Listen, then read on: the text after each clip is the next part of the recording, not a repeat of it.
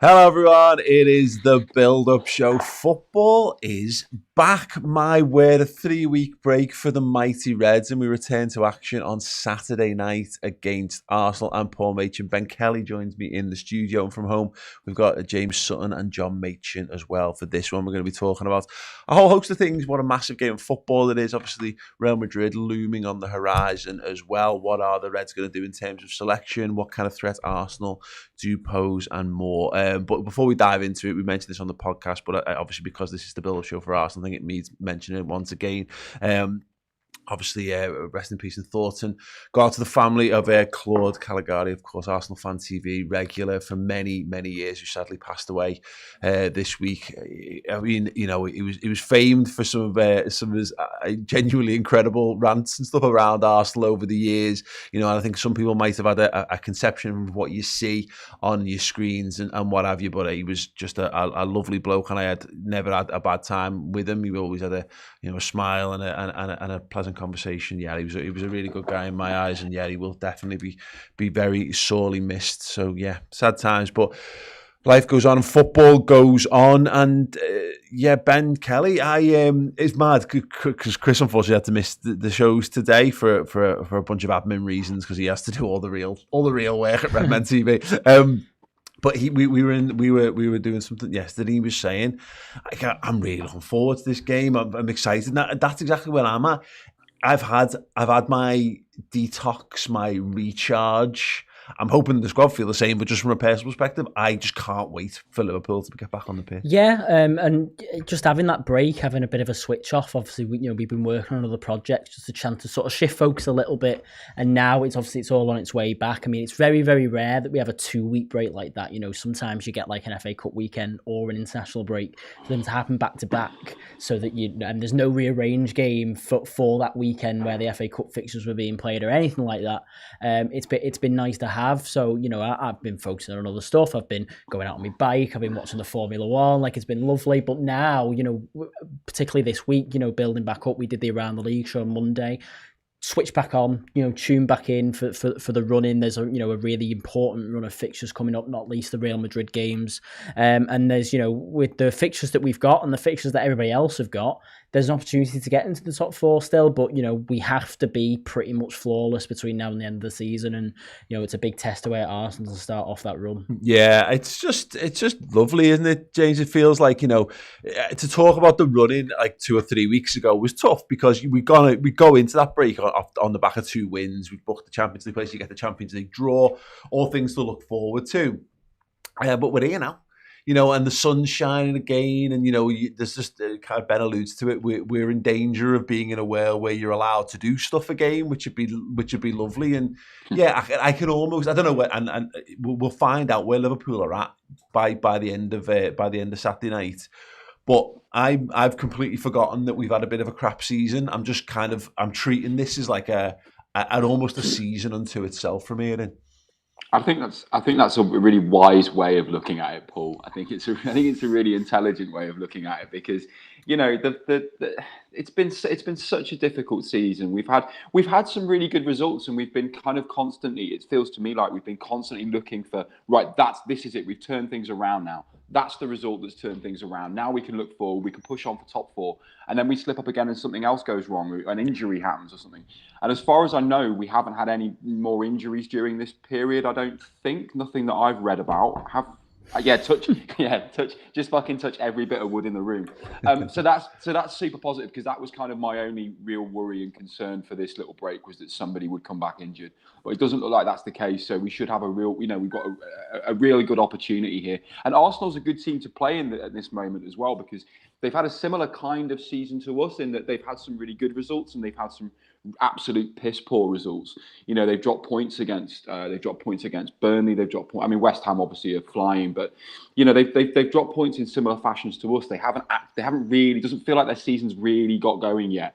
And if we carry through the form that we were starting to find, certainly the clean sheets and the, you know, shoring up those kind of defensive frailties that we saw, if we carry that through, Arsenal won't be able to live with us. They really won't. And, you know, Jota, I mean, you know, I'm sure we'll get into individual players soon enough, but Jota coming back and the form he's shown whilst being away is I mean, it's lip smackingly fantastic.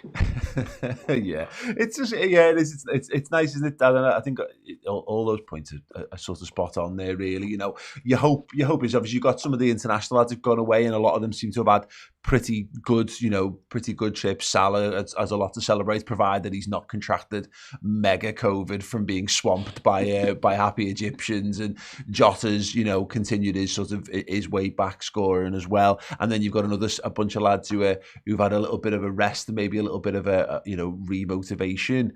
We've kind of Arsenal are not what they were. We're not kind of what we are, but I think that it's the Arsenal are the kind of test I think this team will be relishing. Yeah, I mean, I've had time to forget all the misery, and look forward now to seeing our brilliant team on the pitch at the business end of the season. And you're right that you couldn't ask for a better team to play, because you want the team to be up for it. Yeah. You don't want to be playing a team they can sort of think is going to be easy or whatever. It should be a tough game, because Arsenal have got some great players, and they do seem, as James said, to have turned the corner recently. They seem to be a lot better. At one point, it looked like Arteta was for the sack because things were going so badly, and now everyone's hailing him again as a genius. So we have to put that right, I guess. So it's just going to be wonderful. And I'm interested to see, Klopp's had an awful lot of those players on the coaching field for 2 or 3 weeks. I'm really looking forward to seeing who he picks, whether that will be people he's had to coach, or whether he's going to stick with what we would think of as his proper first 11. It's just really interesting. I'm so looking forward to it. Yeah, it's just it's that thing, and we were already looking ahead to like Real Madrid's second leg and beer gardens being open and people getting to have a little bit of life. And Liverpool have got the Real Madrid thing is the only potential stumbling block in all this, isn't it, Ben? Because it's hard. I've made my peace with Liverpool's season so far, because it's not great. It's not an ideal circumstance. We start, as far as the race for top 4 goes, if we're calling this year's year, we start on a handicap for it. We're starting on it over the points deduction if we want to kind of catch up and get beyond. But I'm feeling a bit laissez-faire about the whole thing. But in terms of where Liverpool can maintain or find some form of consistent league form, we can't know, but this is a pretty good barometer for it, because they've had a break, they've had coaching time, they've had time to prepare for a lot of the players, as my dad mentions there. But there is the Real Madrid game. If you can get a win ahead of this, then we get to continue to have conversations around where Liverpool can have a fight on 2 fronts. The starting 11 is going to be really interesting, isn't it? Because we saw in the Fulham game ahead of Leipzig that it's a game we go and lose, but it's a game where he plays Nico Williams. He rotates because he knows how big the Champions League was in the week. So we're gonna see a lot, because this is a big game. It's a big game for Arsenal because they're 4 points behind us. Yeah, and this is a game where for a good few years we haven't really had to concern ourselves with Arsenal, but they'll be looking at finishing above us.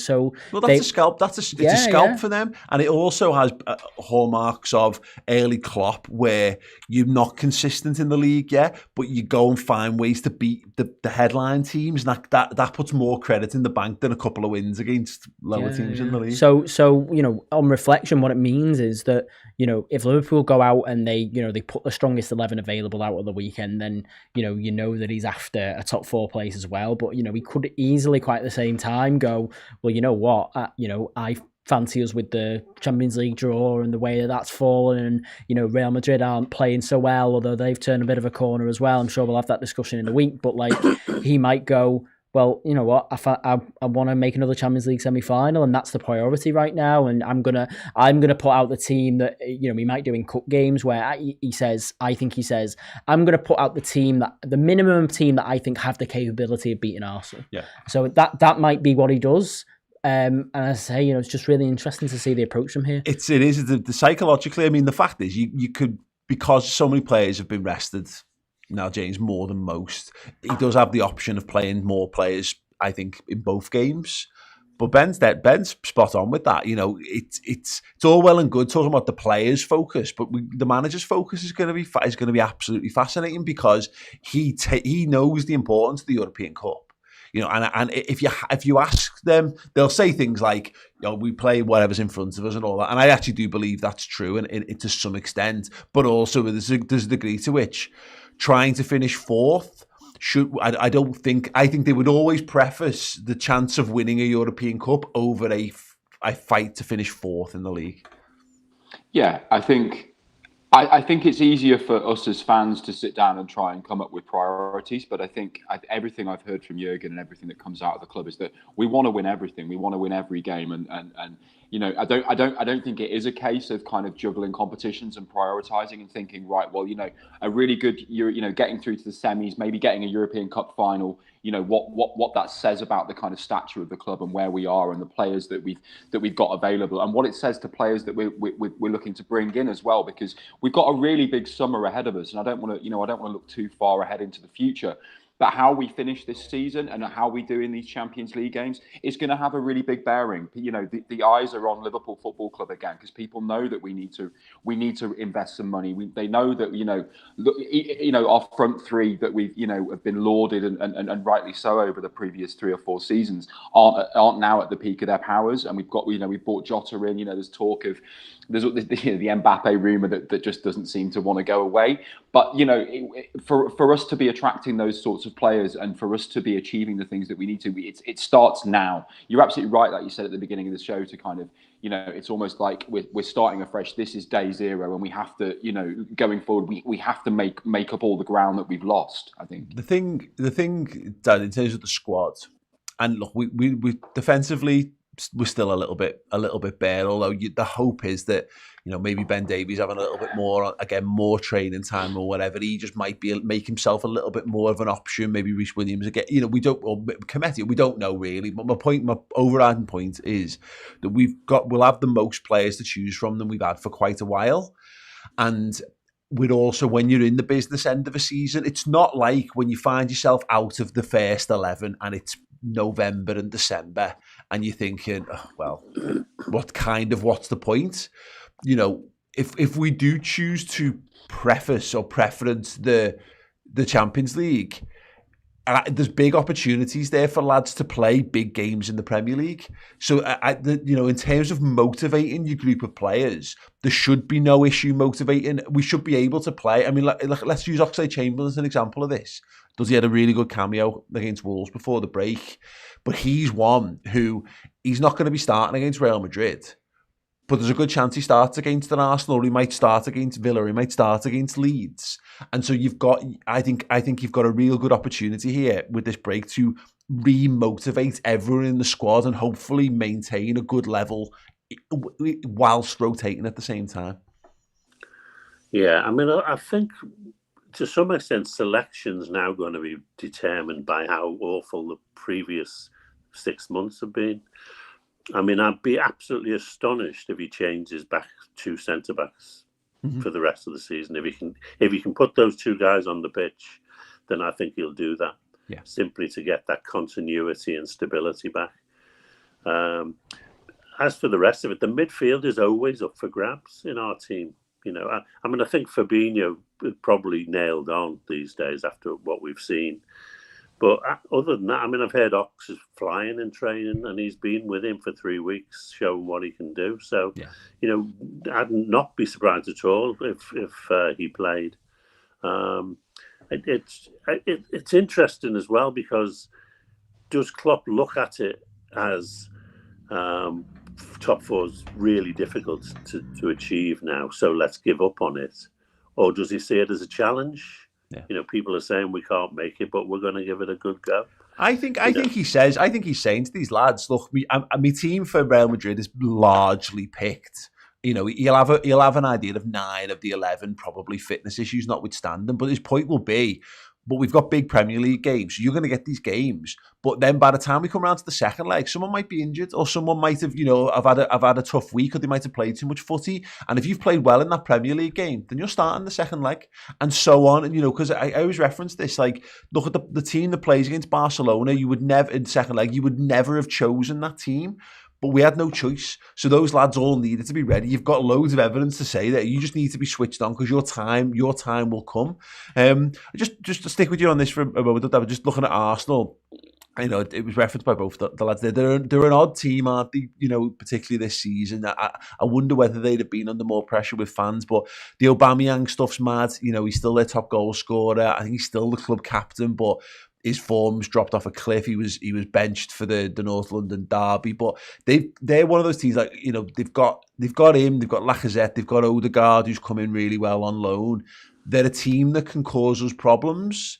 Absolutely. I mean, Odegaard looks absolutely fantastic. Absolutely. I mean, he stands out like a jewel in that team. Yeah, absolutely brilliant.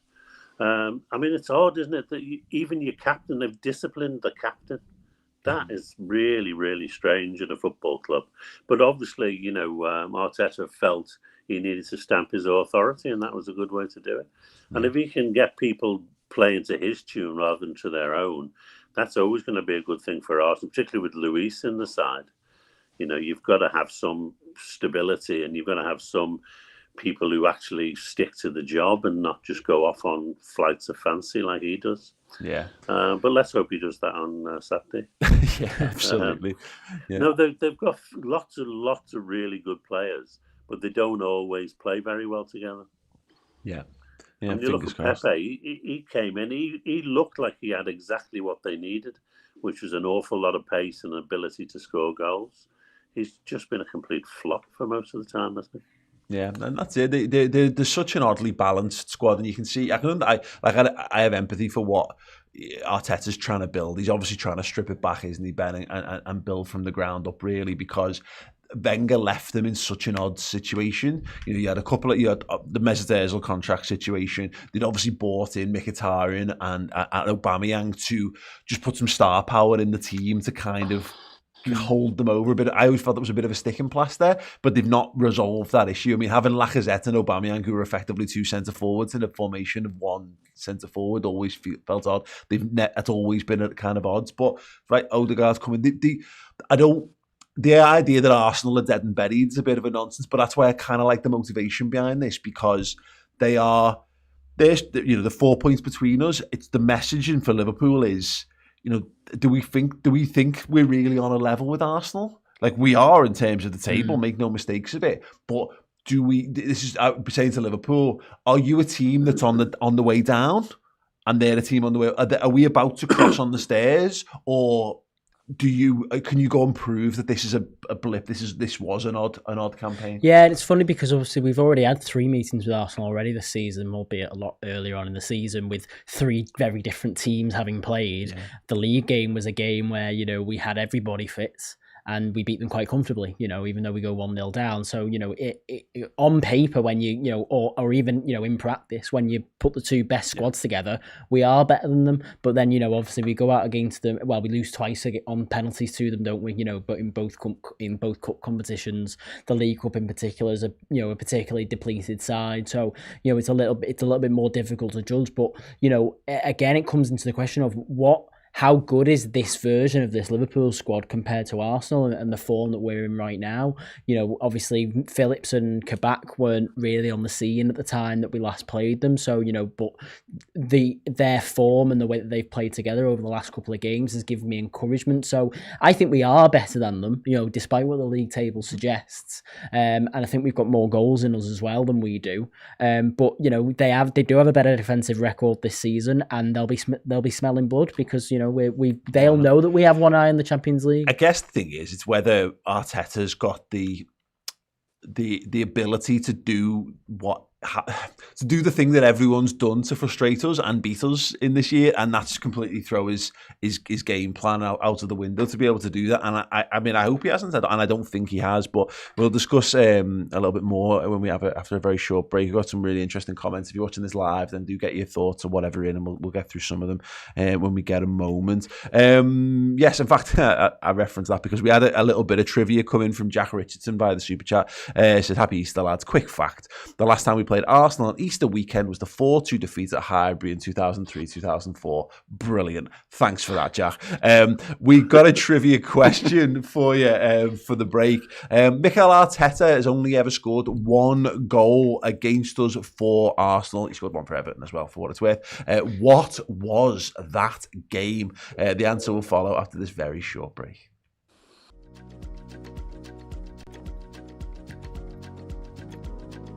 I don't think there's ever been, and I don't think there ever will be, a bigger figure in Liverpool's history than Kenny Dalglish. Absolute genius, little scouser from the South End, who went on to do magical things for us. Legend in all aspects of the game. When you're talking about someone like Steve Highway, that's the word. Graham Souness is the best player I've ever played with in my life. I think he was a forerunner of the modern footballer, Kevin Keegan. I think he'd fit perfectly in the modern world. Scoring 2 goals in 2 European Cup finals to lift the trophy twice, you know, it's a brilliant legacy, isn't it? I'll tell you, we played some good stuff that day, we really did. But, you know, a fantastic relief and, you know, when the final whistle went. I just did a little jump. Terrible celebration. One of the worst ever. Nobody's ever done it since, by the way. That's the jump.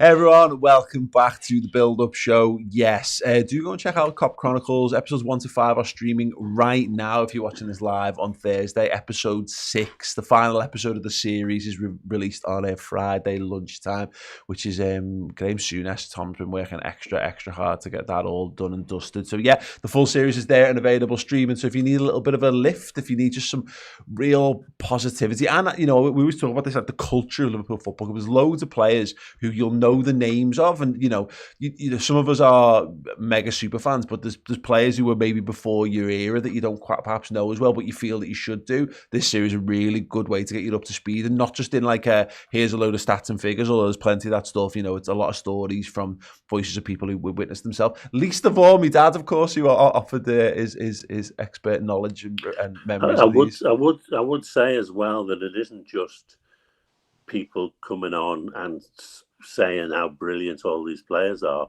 Tom lulled me into a false sense of security, so I actually said exactly what I thought about the players, warts and all. So yeah, there is a very, very honest assessment from my dad as the overall ability level of Ian Callaghan in there. But no, but this is great. You know, again, it's just a really brilliant series. And if you want to know more about some Liverpool legends and you want to just feel really uplifted, then do go and check that out. As well as a whole lot of amazing stuff we've got streaming now on the redmentv.com. Right, yes, the trivia question was, Mikel Arteta has scored just one goal against us for Arsenal. What was the game? Any ideas? Was it in the 5-1 win? Did he score their goal? The correct Gerrard answer. gave the penalty away, didn't he?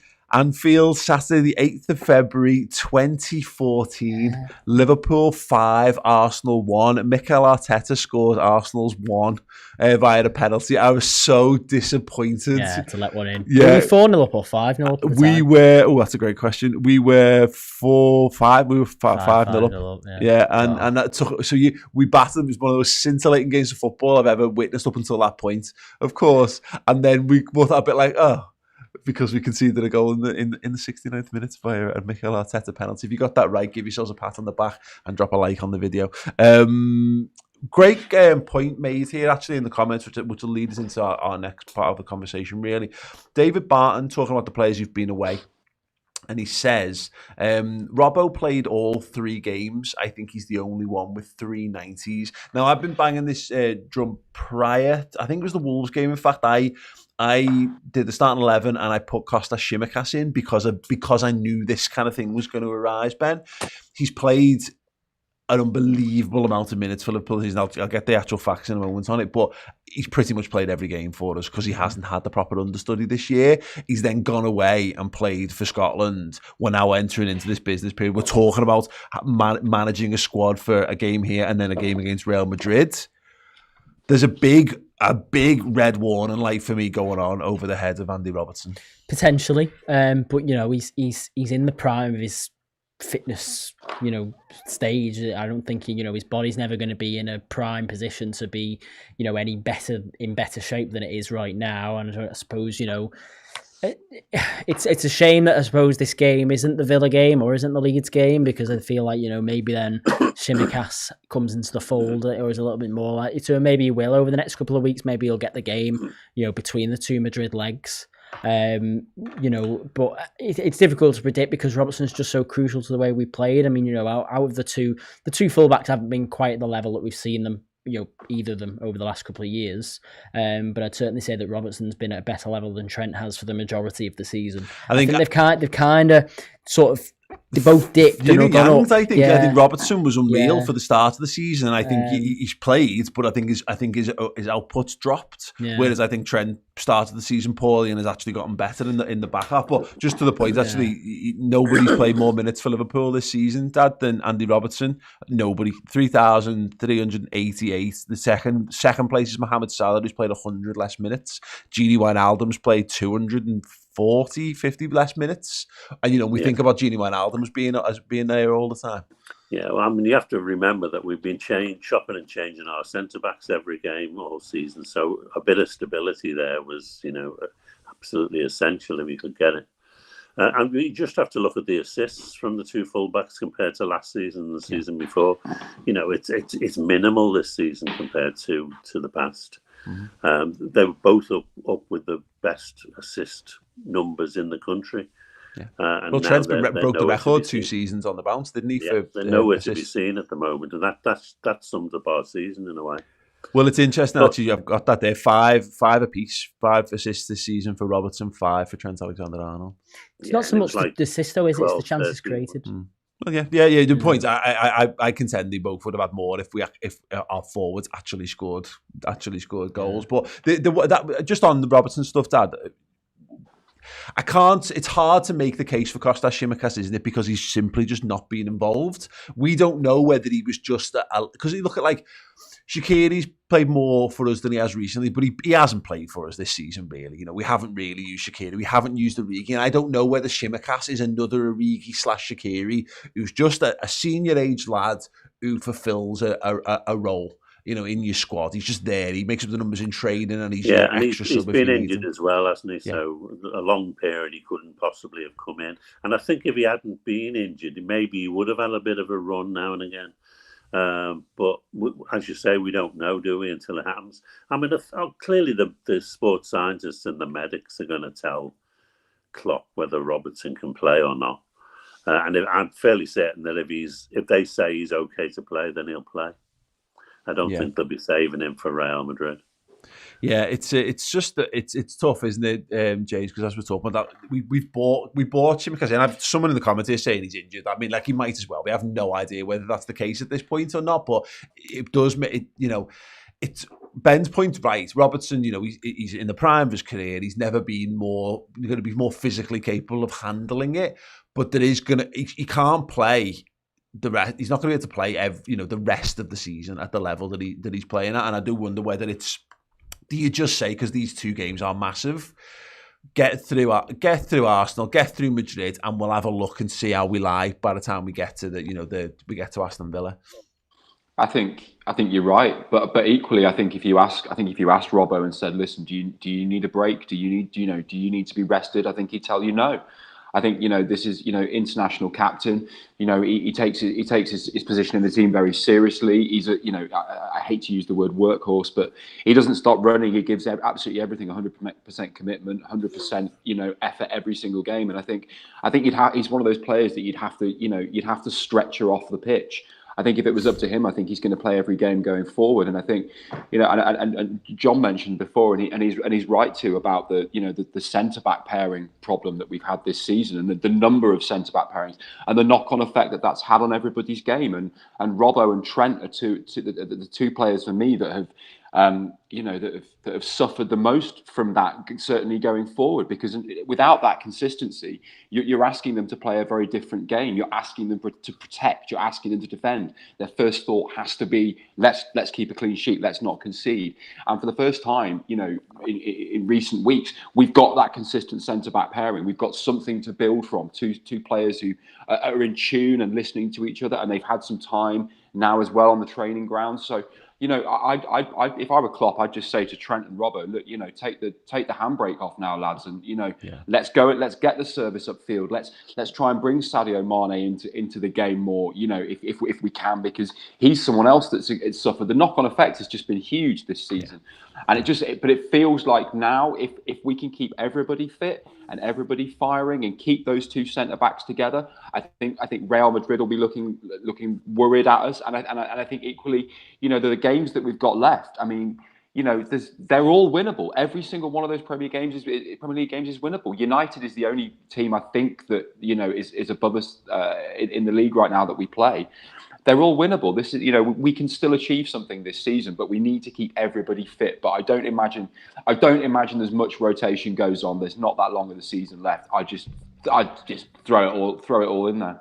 I do wonder with, I kind of said this after Fulham, but with the Robertson thing, do you go big on this weekend and see what happens? Because if we do lose this game, that probably is it. Yeah. So then you're going into Villa and Leeds, and you just know that that's going to be nigh on impossible to turn around. So do you go big on this, hoping that we win and we get through it, and then you're still in the top four hunt? And if we don't, then that's when later on down the line you can start playing. It just goes back to the point about Tsimikas is that we just don't know what he is. We don't know how Klopp rates him or doesn't rate him. We don't know where he's at. If he's even literally available for selection come the weekend. We just don't know this, because that's the thing about it. Because he's a senior age footballer. He should be able to drop into these games, and there shouldn't be that. That's the point. That's why we've bought him. We've literally bought. You don't go out and spend £12 million. Has he been away this last couple of weeks? I don't think so. Is the honest answer I have for that. But again, he's just one of them where I can't see it being a change, but that's because I can only base it on my understanding of what we have so far. One thing that we do know in terms of the fullbacks, Ben, Trent Alexander-Arnold, I've got a real feeling that he is going to be absolutely unplayable this weekend. Like, I think he's been sat around. I mean, and he hasn't even been sat off. Like, I spoke to him. I can't remember when that was now, a week or so ago, and he was in training when I think a lot of people were thinking, he'd probably be off and having his feet up. He wasn't. No. He was training. He was using the time to get himself prepared for the rest of the season, because I don't think he's the kind of lad who rests on his laurels. And I think all the eyes of footy are going to be on this game on Saturday night. Gareth Southgate's eyes are going to be on it, because where else are they going to be? And there's a big chance for Trent with a little bit more in the tank, I think, to go and potentially put a show he's got on. to. I mean, we know, how much his England career means to him. Yeah. To be dropped for the Euros so late on will have really hurt, and he'll be panicking a little bit inside, because this is the last international break before the Euros. If you get dropped at this point, doesn't bode well for your chances of getting in the Euros squad. So he's now got to go out, play every week at the top level, try and win a European Cup, and try and get this club into the top four. That's what he'll be focusing on, because he wants to play for for England in the Euros in the summer. And pretty much now, all of those things going exactly to plan is the only way that's going to convince Gareth Southgate, because right now, I think Gareth Southgate, whether we agree with him or not, I think he definitely prefers Kieran Trippier, and he probably prefers Reece James as well. And you know what? Based on the season's performances, that's probably about fair. Reece James, really good defender, getting better every week going forward. He's putting some good crosses in for both England and Chelsea, so that's probably fair enough. Then you've got Kyle Walker in there as well, who he's playing for the champions elect. He's going to get in the squad. We're England with Wan-Bissaka as well, who was also left out. We've got an embarrassment of riches at right back, and Alexander-Arnold needs to go out and prove that he's one of the best three right back in the country. I'm looking forward to it. I mean, I just think about the derby, Dad, where, you know, Henderson's off, we're behind in that game, and the way that, I mean, look, obviously we don't get anything from it, but the way that I thought Trent applied himself in that game, you know, he looked like a lad who was desperate to carry the team. And that's what it is now. You know, there's a finite number of football matches, there's a finite number of minutes between now and the end of the season, and still loads to play for. The hope is now Trent just kind of, if there has been any mental scarring or baggage or whatever, that he's able to cast that off and just go and be the best version of himself. Yeah, I mean, I think in recent games, Trent has stepped up. He's looked like a guy who wants to play like Jimmy Milner, you know, in terms of his contribution and his efforts and his energy. And he must be thinking, as Ben said, that if he's going to make the Euros, he's got to be world class for the rest of the season. And it would be a shame if he didn't go. I'm always happy when Liverpool players don't play for England, but in a tournament, he's exactly what you need. You don't need, you know, steady eddies. You actually need proper, classy footballers, and that's certainly what Trent is. Yeah, absolutely. Another player then that I think there's going to be some selection issues, I think, with regards to the midfield. You know, similar questions to be had about Gini Wijnaldum, but we'll park them for now. I want to talk about the front three, Dad, and Diogo Jota. You know, Bobby Firmino's been back in training over this break. He always seems to pull out the best of Bobby Firmino against Arsenal. In fact, I did a show with DT this week, and he even talked about, like, he doesn't even need to look to score against Arsenal. There's again, with 2 games looming, it makes you wonder whether Bobby Firmino might just come back in, although I suspect the vast majority of people, if they were asked, they would probably go with the Mane, Jota, Salah front three. Well, I mean, I think with the fact that Bobby's been, you know, at the training ground for the last 2 or 3 weeks, will certainly be in his favour. I'd be surprised if the normal front three don't play, and particularly the fact that Jota's been away and had 2 or 3 internationals. I'm not sure how many. Yeah. You know, that I think would swing it in Bobby's favour.